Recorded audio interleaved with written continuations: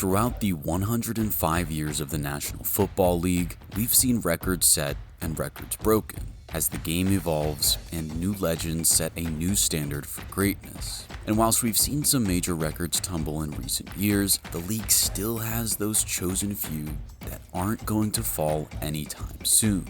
Here, we'll look at 7 of the most insane, unbreakable records and dive into just how hard these are to break. 1. Career receiving yards. Jerry Rice, 22,895. Next closest, Larry Fitzgerald, 17,492. For our first unbreakable record, we have to talk about the undisputed wide receiver GOAT, Jerry Rice. From being drafted in 1985 by the San Francisco 49ers until he finally left the league as a Seahawk in 2004, Rice left a mark on the game that will never be matched at his position. Rice recorded at least 1,000 receiving yards on 14 separate occasions and led the league in receiving yards 6 times. At his peak, he was indisputably the best receiver in the game and helped the 49ers to 3 Super Bowl titles during his time in the Bay Area.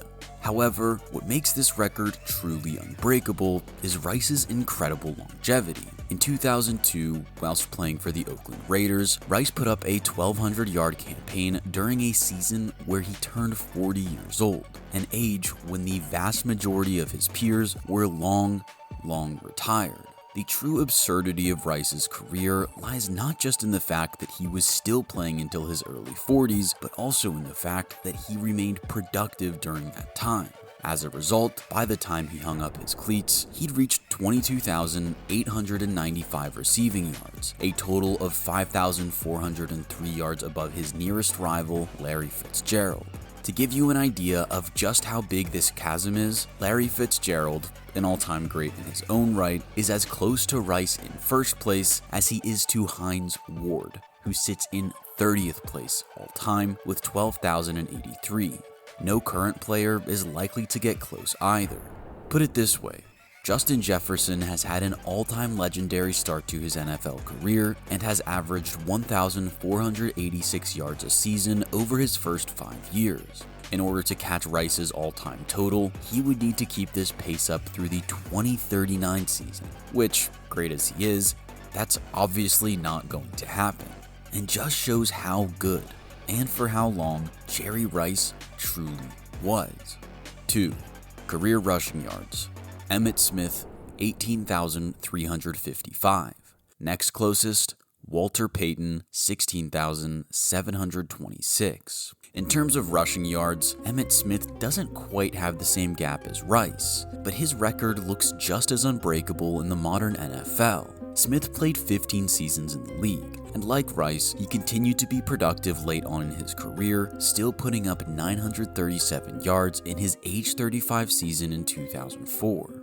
During his time as a Dallas Cowboy, he led the league in rushing yards 4 times and put up at least 900 yards in each of 13 seasons with the franchise, which led to him overtaking the previous record set by Walter Payton during his 13th season in 2002, and adding another 1,500 yards on top of that in his final 2 years, taking him to a career total of 18,355.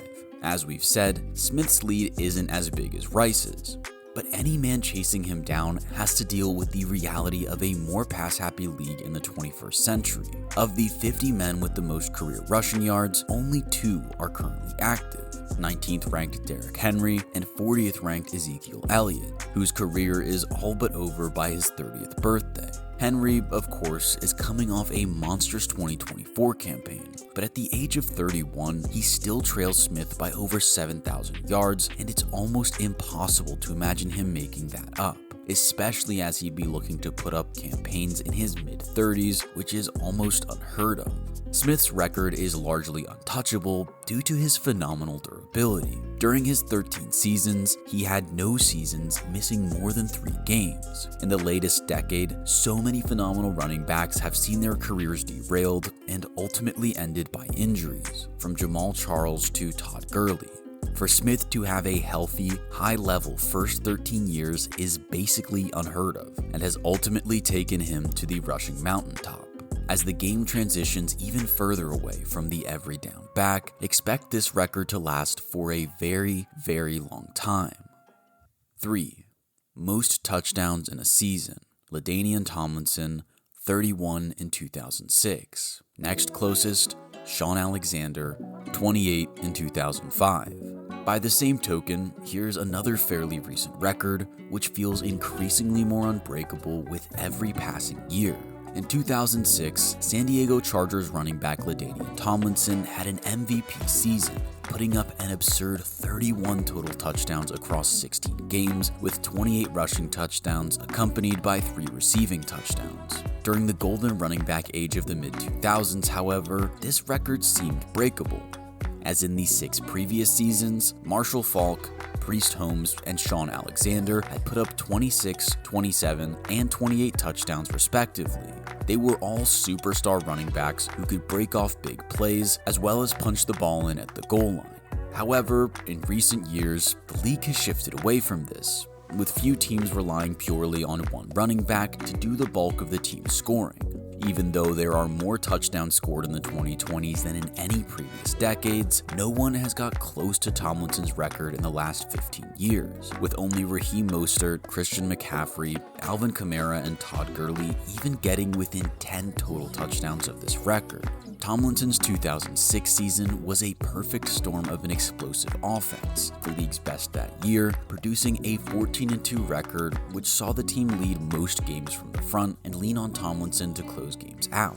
That campaign really is a throwback to an era that feels longer than 19 years ago, capped off by the fact that the Chargers back picked up 88% of MVP votes, crushing both Drew Brees and Peyton Manning, his only 2 competitors that year. Even with the extra game that was added to the schedule in 2021, no one has got remotely close in recent years, and it will take something truly remarkable to snatch this record from LaDainian Tomlinson. 4. Most consecutive QB starts, Brett Favre, 297. Next closest, Phillip Rivers, 240. Next up is the ultimate Ironman record, Brett Favre's ridiculous 297 consecutive start streak, which lasted over 18 seasons, from September 1992 with the Packers all the way to December 2010, when the 41-year-old Favre was still suiting up for the New York Jets. To even have 18 straight years as an NFL starter is an impressive feat, but to manage to start every week without fail during that time, never being benched, and never picking up an injury is a truly remarkable achievement, the likes of which we will surely never see again. In recent years, Phillip Rivers and the Manning brothers have managed streaks of over 200 games, but to get to nearly 300 games whilst being one of the league's very best is a testament to just how tough and resilient Favre was. For reference, the league's current longest streak belongs to the Bills' Josh Allen, who has started an impressive 114 straight games under center in Buffalo, going back over 6 years. For Allen to break Favre's streak, he cannot afford to miss a game for nearly 11 years, and he would still need to be a starter in 2035 at the age of 39 without picking up a single injury or suspension and still being good enough to never be benched. For one final look at how absurd the Favre streak is, consider this. In the entire history of the league, only Tom Brady has started more total games at quarterback than Favre started in that 18-year spell. Even Drew Brees, who is a stalwart of the league for 20 seasons, still only managed 286 total starts in his time. Much like Cal Ripken in MLB, this is an ultimate Ironman streak which will never, ever be broken. 5. Career coaching wins. Don Shula, 347. Next closest, Bill Belichick, 333. Our 5th unbreakable record is one that looked breakable only a few short years ago. The legendary Don Shula coached in the NFL for 33 straight seasons, from 1963 to 1995, first with the Baltimore Colts before his phenomenal tenure with the Miami Dolphins, which we'll return to later.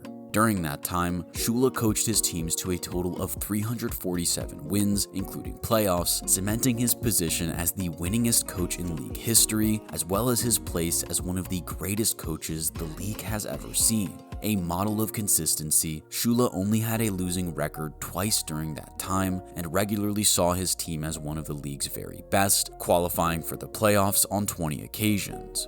When Shula retired in 1995, having overtaken George Halas, his record seemed unassailable. But of course, a certain Bill Belichick would go on to get pretty close. Belichick spent 5 fairly disappointing seasons as the Cleveland Browns head coach before spending almost 2 decades at the helm of the greatest dynasty the sport has ever seen.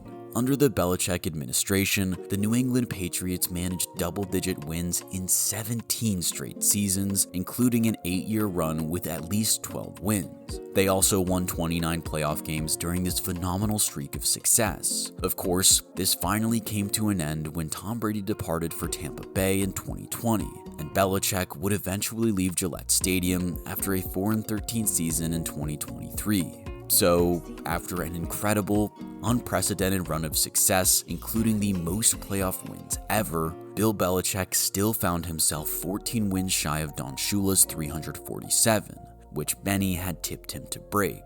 Now, Belichick isn't fully out of the running here, but at the age of 73 and having taken the job at UNC, it seems unlikely that he'll return to pro football to finish the job. In recent years, Andy Reid has emerged as a possible contender for this crown, with 301 total victories, having taken full advantage of the Patrick Mahomes era in Kansas City. However, at the age of 67, it's unclear if he'll stick around long enough to displace Don Shula from the top of the list. 6. Most career return touchdowns. Devin Hester, 20. Next closest, Dante Hall, 12. Devin Hester's mark of 20 career return touchdowns are made even more remarkable by the fact that he should arguably have even more. In both of his first 2 seasons in the league for the Chicago Bears, Hester put up 6 return touchdowns through a combined 7 punt returns, 4 kickoff returns, and 1 missed field goal return touchdown. Hester was nicknamed Anytime, and for good reason. When he was in the open field, ready to return punts or kicks, there was a genuine threat that he could take it to the house at any moment, which eventually led to teams kicking the ball out of bounds rather than risk a big return.